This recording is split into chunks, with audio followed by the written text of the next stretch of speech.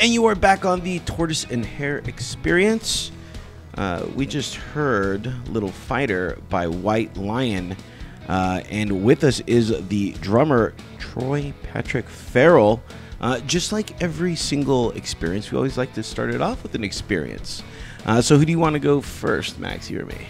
I think I went first last time, so it's you. I can't believe you can remember last time. I could barely remember what I did yesterday. Well, you know, I have a big brain.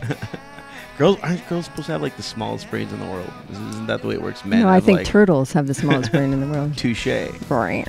So the experience that I've been going through has been an interesting experience. About 2 weeks ago,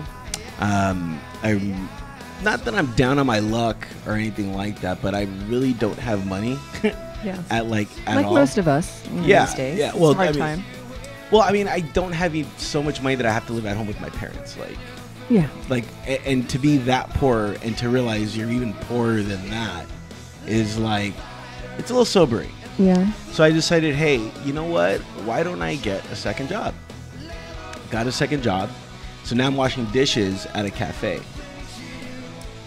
All right. So I can't imagine for the life of me. It is the most humbling experience in the world. You know, getting trash, picking up, dishes.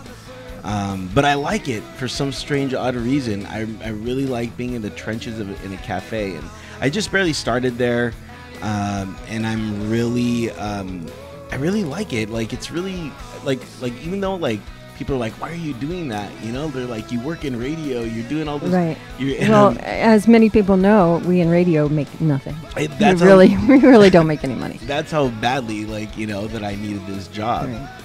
But what's been really cool is the experience that I guess I've been going through is I've never done anything like this before. So I'm learning basically a new job of basically being a bitch. Right. go fancy take out the bitch. trash. Yeah. Go take out the trash. Go do this. But I will say this: they have been letting me slice various meats and cheeses. So I'm slowly working my way up from dishwasher to slice man. I'm preparing chicken. The dream is be a sous chef soon. They do have food there that hopefully I get to prepare. But let's face it, if you work at a cafe, what's the main thing that you want to become? The barista. Oh, okay. That is like the customer. That is owner. Not owner. I don't know. Owner is. Man, I've been struggling with that too. Owner. Let me just work my way up to a barista. Then we'll get there. You mix your coffee now. Yeah. Go ahead. Do it. Yeah. So when I see like Starbucks and stuff like that, like in the jar, and I feel bad about this too, but I was thirsty. And there's caffeine involved, and I need it because it's been a rough weekend. Caffeine's like I said. Now that I work at this cafe, I'm noticing caffeine's a big deal. Yeah. Because I'm not a big coffee guy. I'm a tea guy. Sure. Which is like half caffeine. And it's just so weird being around so much coffee all the time. Yeah. So that's the experience that I've been going through. Nice. My experience has been a little odd. On Sunday night, which was a few nights ago, I filmed the Get Bit or Get Ate video for Wasa, who is he's a vampire zombie rapper. Oh, right. Are those in season? Yes, I think they are. Is that the next big thing? Well, he's bleeding. That's for sure. So it was very, very odd because we were shooting at Hotel Cecil, and I don't know if you know anything about this hotel, but it's where Richard Ramirez lived, the Night Stalker. And there was actually 2 different serial killers that lived in the same room, 1408 at Hotel Cecil in downtown LA. And it was so creepy, so haunted. They were doing my makeup in this room, and there's a shelf where the makeup artist had all of her products, and all of a sudden, and it was held in by like 5 different bolts. It was definitely bolted. There was no way this thing was coming loose. Everybody checked before they put their stuff on there because it was expensive airbrushes and things like that. And all of a sudden, it just came flying out of the wall, and blood everywhere. It was Real crazy. Well, it was blood, fake blood. I was a zombie, Okay. I was candy zombie. Zombies are not supposed to have blood. Oh, right? yes, they are. Sure they are. The undead. No. Zombies have blood. I really yeah, need they to catch eat each up on my other. Zombie. Yeah. See, this is getting ridiculous. Zombies only eat humans. Well, and brains, as we all know. there's lots of eating to be done in zombie worlds. Yeah. So it was a 15-hour shoot.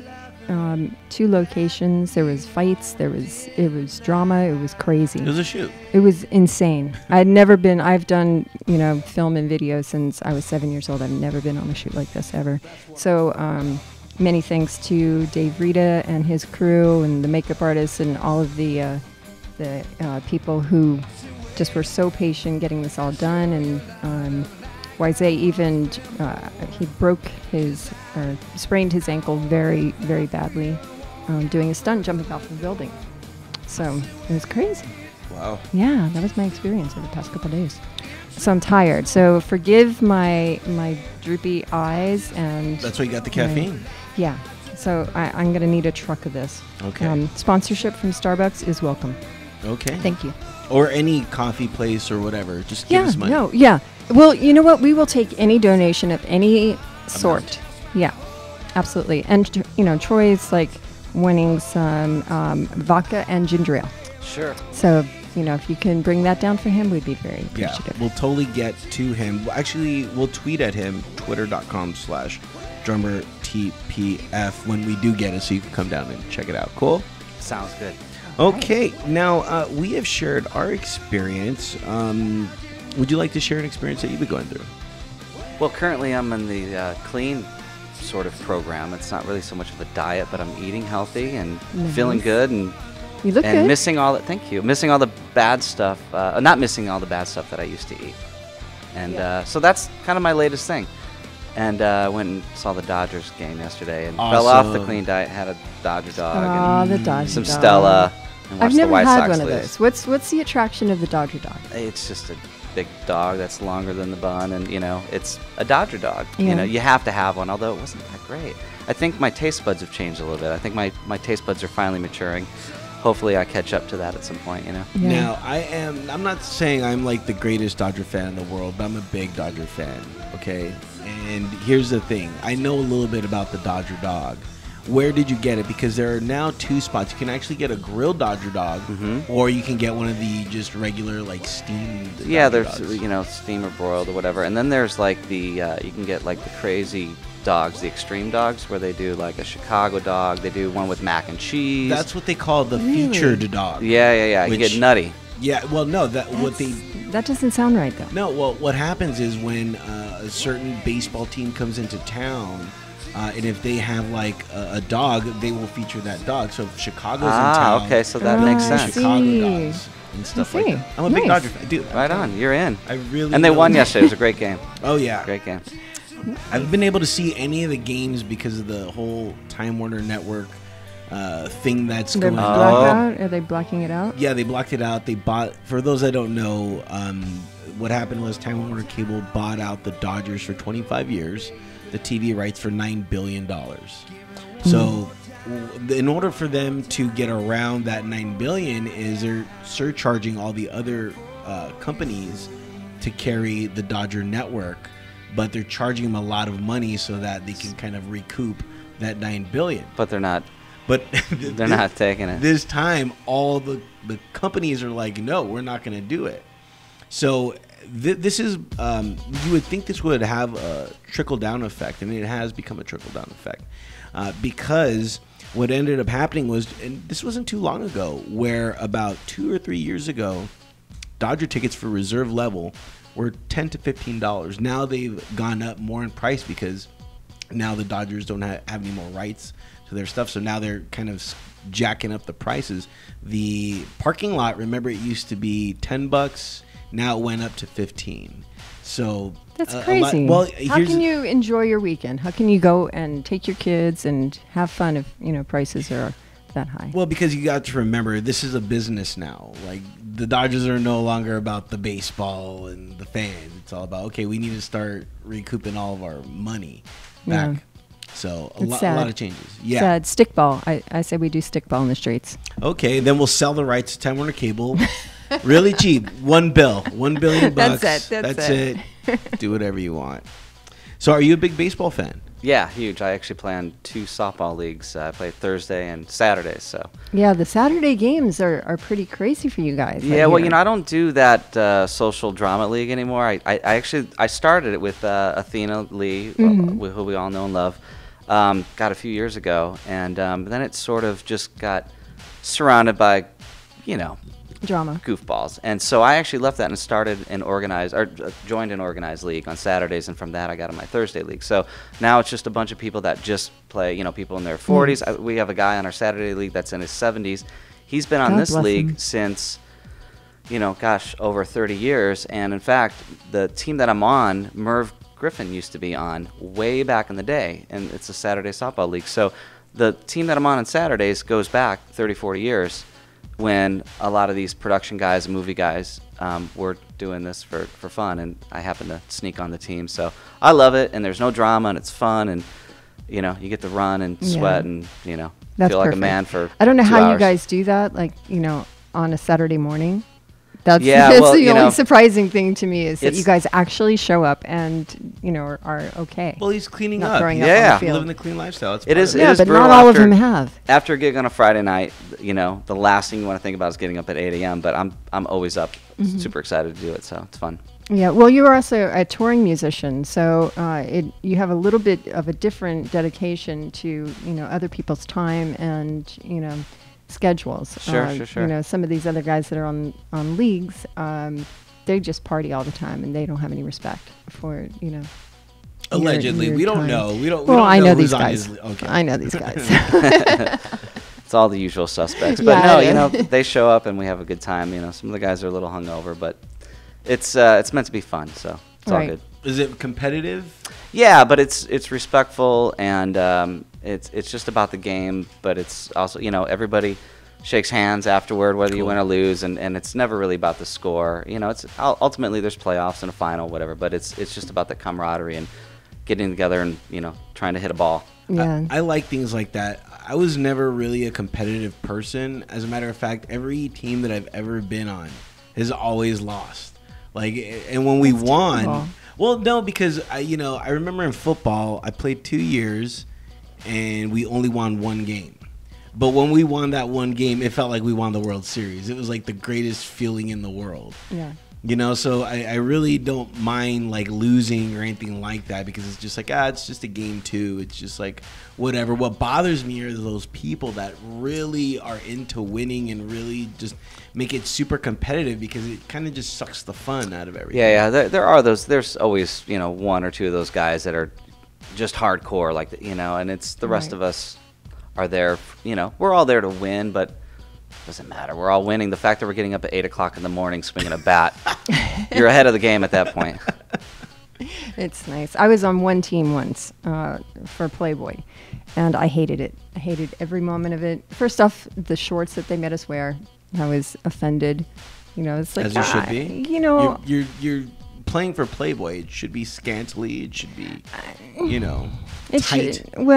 Should be ass cheeks. It, right? it shouldn't be When in so Rome. over the top that you can't concentrate on the game, and it's about the show. I was like, I actually just wanted to play, get out there and run the bases, and So you were the one that showed up all serious. not as serious I have to win, but serious where I didn't want to look like a cheesy hoe out with the bat. Like, Yeah. You're not a cheesy. Thank you. Thank you. I You're appreciate you're a that. classy dame. I'm a classy dame.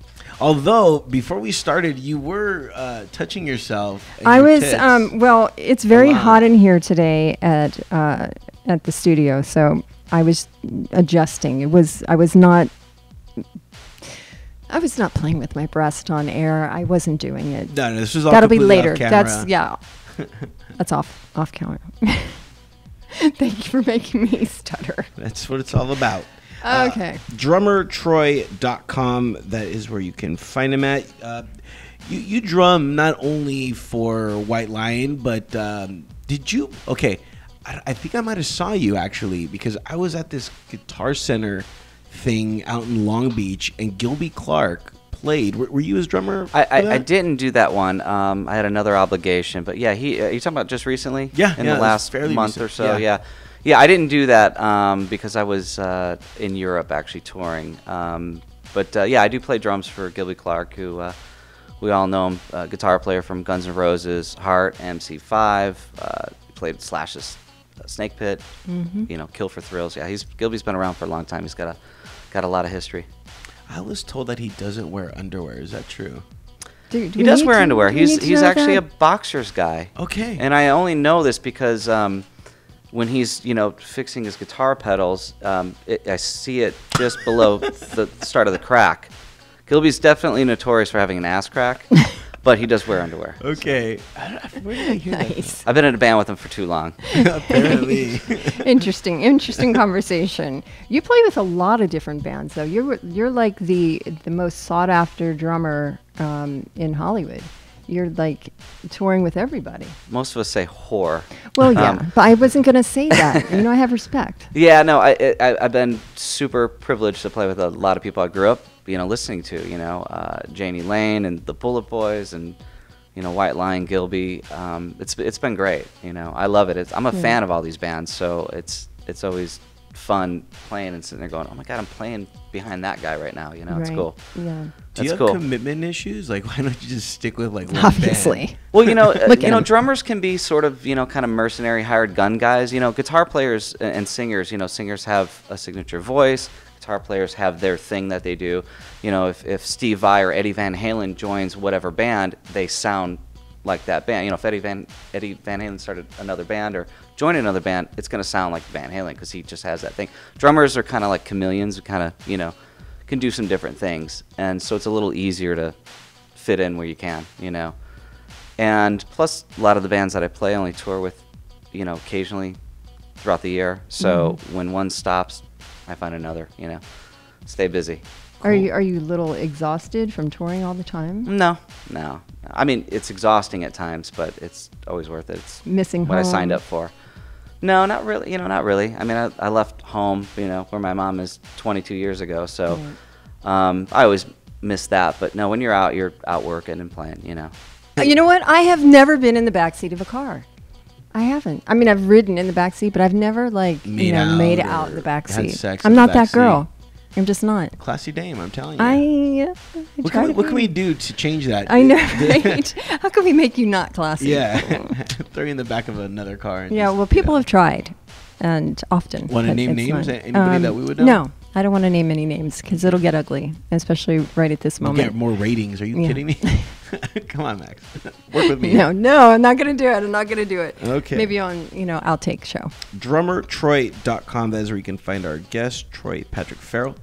We were talking about a little bit of everything, but you just said something that just kind of hit my head.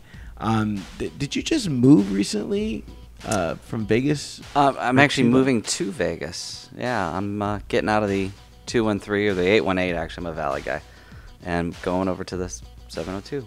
Why? I'm making a move. This girl. Why not? Yeah, no, I met a great girl, and I've been here for so long, and the time's right. Now I have a real reason to move. So it's cool, and I don't need to be here for work anymore. I used to, when I moved from Indiana back in '92, you had to be in LA. You have to be in LA, And I made a lot of connections here, and I don't think I need to be here anymore to do that. Plus, it's 4 hours away, and I'll still get to play with Gilby and the Raskins and Cheap Thrill and whoever, because a lot of us are from all over, so we fly and meet each other anyway. So Vegas has got a great airport. It's easy. It does, but it's hot there. You're going to be... It's hot. It's hot. Your it's LA. eyeliner It's hot is gonna everywhere. melt. Listen, I'm not a beach guy. Hang out in the valley. It's hot. It'll be nothing. Plus, it's a dry heat, as they say. Okay. So maybe it's that not makes good for it your all hair, better. though. Are you a gambler?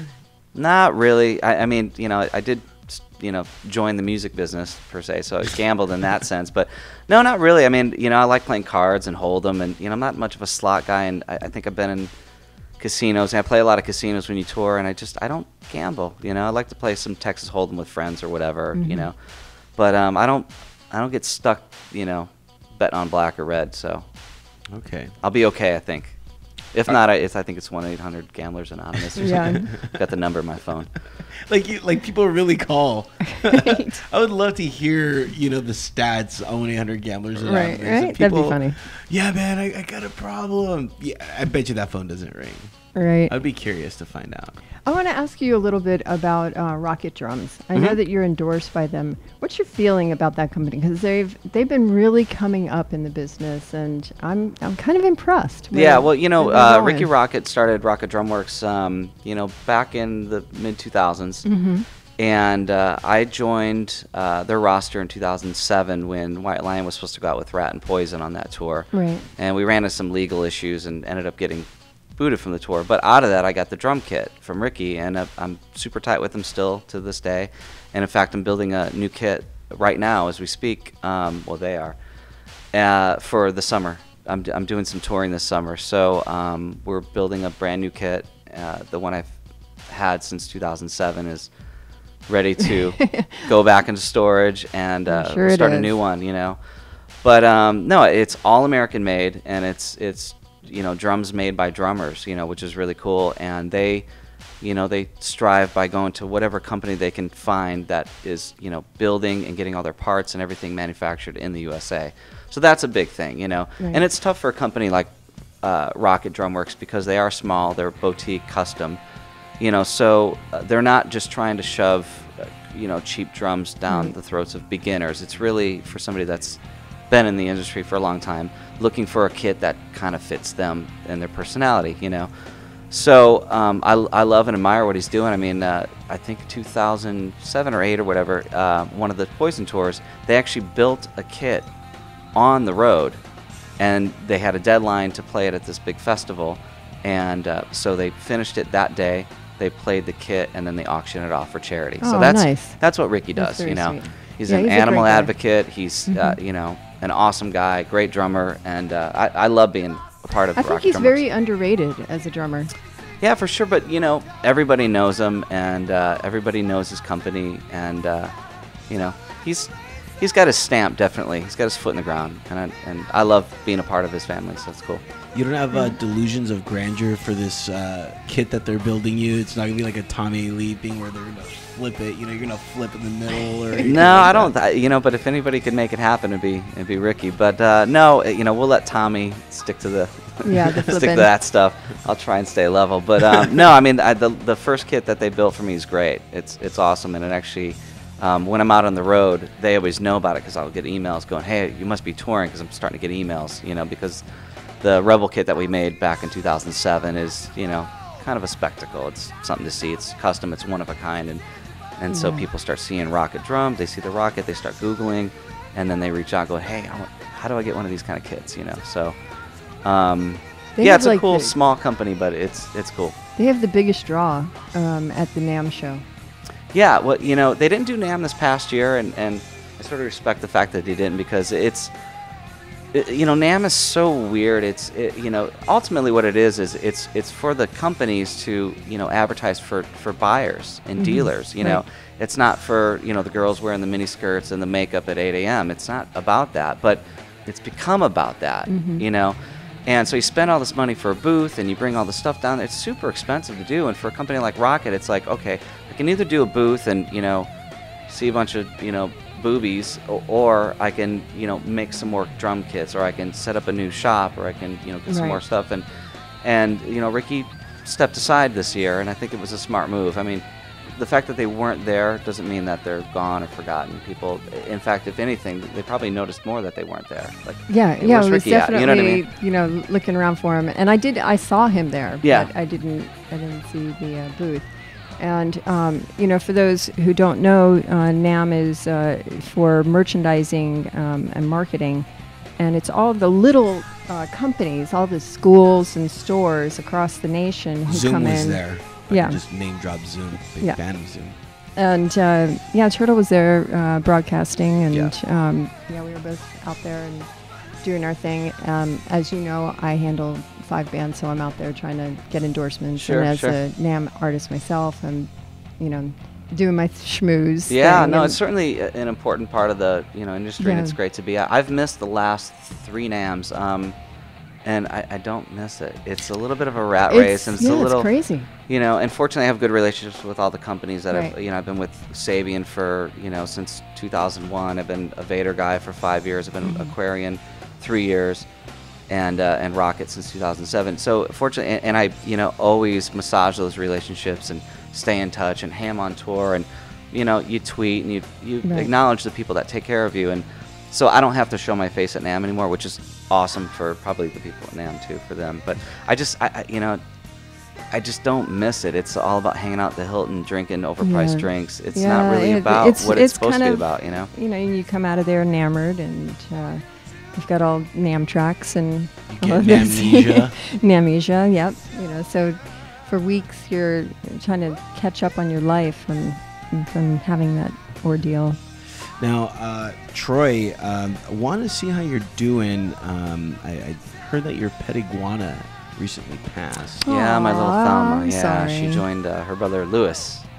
So yeah, she's probably, I think, in a box right now. I'm gonna take her ashes with me to Vegas and put her on a mantle or something, wherever I can stick her. But yeah, I had her for since '99, so she was almost 18. I had her for 14, 15 years. So.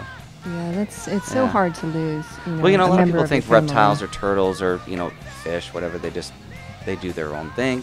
Dogs are more interactive, but when you have, it's weird. I still have the cage. I have to, you walk by and I still kind of see her in there. You know what I mean? So it's a little weird, but she had a good life, so it's all good. Any plans on putting another iguana in that cage, or do you? No, is I that think taboo? not for now. Only because I'm going to be gone most of the summer, and it would be really rude to adopt a pet and leave it with my girlfriend for half the year. But yeah. So we've already got the dog, so Right. I think we'll be okay, and just kind of enjoy life with the responsibilities we have right now.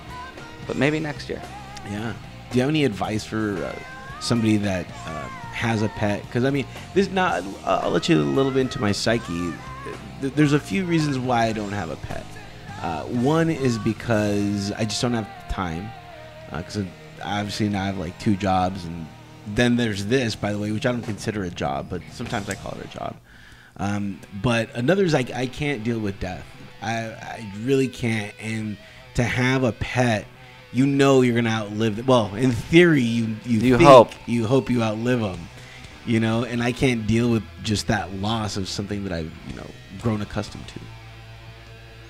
Well, it's you can't think about that part. You just kind of enjoy the moments that you have, with anything, whether it's your Wii or your Nintendo or your pet iguana, you enjoy the moments that you get to exist together and worry about the death part later, Are you a gamer?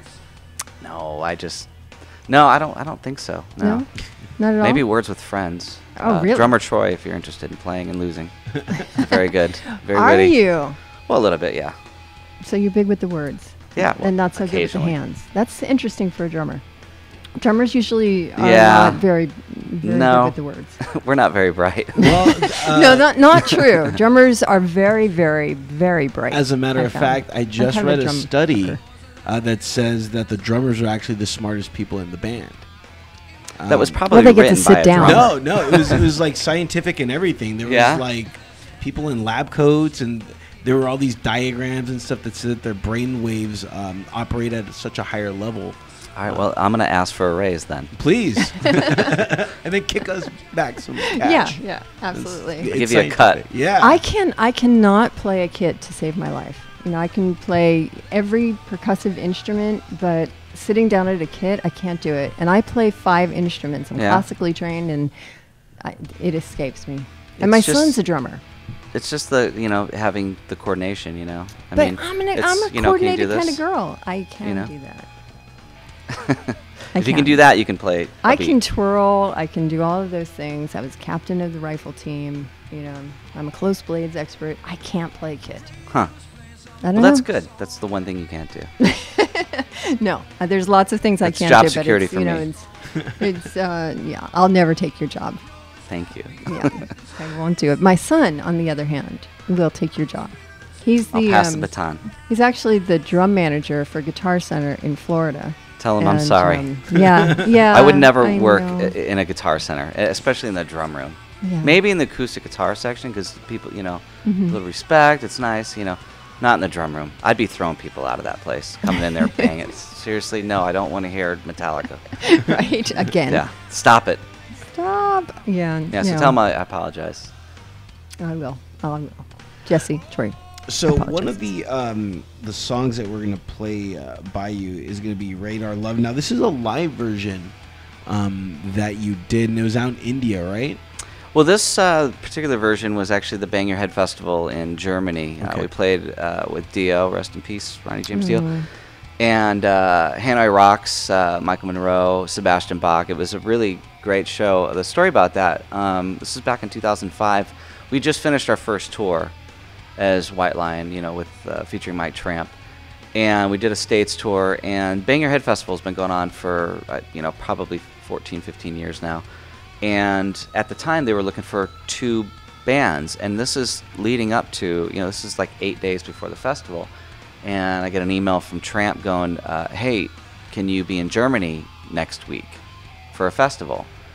I'm like, yeah. So we all flew out there just on a couple days' notice. We did 1 rehearsal because we hadn't played in months. That's And and the next thing you know, I'm getting wheeled out on a drum riser in front of 32,000 people. It was our first big festival show, and we were one of the special guests. We actually went on right before Dio, which was the headliner, which is totally awesome. And Bang Your Head gave us all the footage for it. We released it as a live DVD, in fact, so you can get that at Best Buy or whatever. I don't get any money for it, but it's a great video. What do you get money for? Because let's promote what you get money for. Oh, well, just I don't think I get money for anything, really. I do it for the art. Man. No, I just play drums. That's what I do. Don't say that because you're. I know, right? No, I don't do it for the art. I do it for money, as all musicians should be paid. The art of money. Right. I wanted to say though, I got to preview this track, and what I really liked about it, I've always been a fan of live music and capturing live sound. And that's what I liked about this recording. It was a really good recorded sound. Yeah. So whoever that engineer was, thank you so much. And people think that like recording is like the easiest thing to do. Live sound is even the worst, like, to do it. In studio, you're kind of a little bit more, it's more of a controlled environment, whereas live, it's just, because like me, I like to capture that live, crowd, try to capture that energy. And I think they did that in this song. Radar Love, which this is the cover, right? Yeah, it's a Golden Earring cover from the 70s. So yeah, it's a good one. Some of the kids, in their 20s think it's a White Lion song, but it's not. It's a Golden Earring song, and actually that album is awesome. The original version is it's a great album, great 70s album. One time I was out on the beach. I was out at Doheny. I don't know if you ever go to the Doheny Blues Festival. Haven't been. Well, one time they had me and I was DJing out there, and I saw tons of ships just out there, and so I went to my playlist and my set list, and I was like, oh, I'm gonna play some Radar Love. So then I started playing, and I was like, oh, this goes out to you guys, out in the boats, sending you some love. It was great. It was one of my every time I see that song, I always think back to me just being on the beach playing music, and then just Nice. I wish we were on the beach right now playing music. Well, all we need is water. Yeah. 'Cause it's pretty hot like the beach. Yeah, it is. It's a dry heat though. Yeah. Do you have any fond memories of Radar Love? Yeah, it's that song's actually got a cool little drum breakdown in it, and it's our closer or encore. So it's always a big song. When you make it to that point, it's like, all right, we're at the finish line, and we go out big. So it's a great tune. I grew up on it, and then obviously heard the White Lion version back in. I think that album was on the Main Attraction album, and then to play it with Mike Tramp is awesome. It's cool.